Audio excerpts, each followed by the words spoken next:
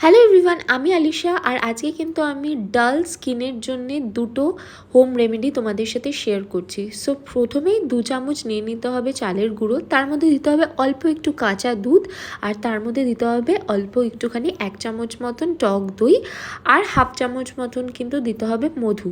তারপর এটাকে খুব ভালো করে মিক্স করে নিতে হবে। মিক্স করার পরে দেখবে একটা এরকম থিক লেয়ার আসবে। বেসিক্যালি এটা হচ্ছে গিয়ে একটা হোমমেড স্ক্রাব, যেটা কিন্তু তোমাদের ডেড সেলসগুলোকে এক্সফোলিয়েট করতে সাহায্য করবে।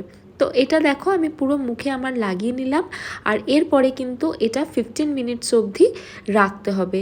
তো দেখতেই পাচ্ছ এখানে আমি পুরোটা লাগিয়ে নিলাম। আর পুজোর কিন্তু বাকি মাত্র 20 থেকে 25 দিন। তো এর মধ্যে কিন্তু এখন থেকেই স্কিন কেয়ারগুলো শুরু করে দিতে হবে, যদি স্কিনটাকে পুজোর সময় ভালোভাবে গ্লো আপ করতে হয়।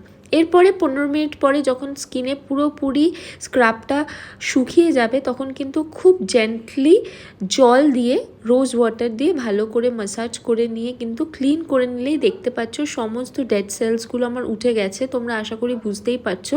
এমনকি ব্ল্যাক হেডসগুলোও ফিনিশ হয়ে গেছে। এরপরে একটা ট্যান রিমুভাল প্যাক তৈরি করছি, যার জন্য নিয়ে নেব আমরা 2 থেকে 3 চামচ মতন বেসন। এরপরে একটু কাঁচা দুধ, তারপরে নিলাম আরও একটুখানি টক দই, আর নিলাম হাফ লেবুর টুকরো।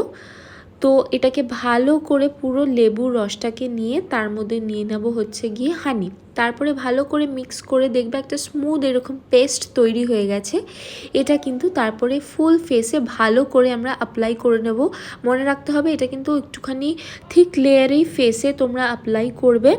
আর তারপরে এটাও কিন্তু 15 মিনিটস মতন ছেড়ে দিতে হবে। হোম রেমেডির রেজাল্ট কিন্তু ইনস্ট্যান্ট পাওয়া যায় না। সো এখন থেকে যদি তোমরা হোম রেমেডিগুলো শুরু না করো, তাহলে পুজোর সময় খুব একটা এফেক্ট পাবে না।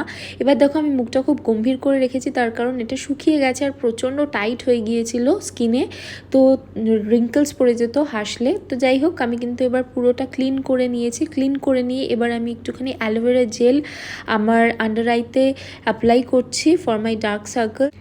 দেন সিরাম অ্যাপ্লাই করলাম, আর সিরামের পরে যেহেতু বিকেল হয়ে গিয়েছিল তাই ময়শ্চারাইজার অ্যাপ্লাই করলাম। যদি দুপুর থাকতো বা দিনের বেলা হতো তাহলে কিন্তু আমি সানস্ক্রিন অ্যাপ্লাই করতাম। সানস্ক্রিনটা ডেলি বেসিসে অ্যাপ্লাই করা উচিত।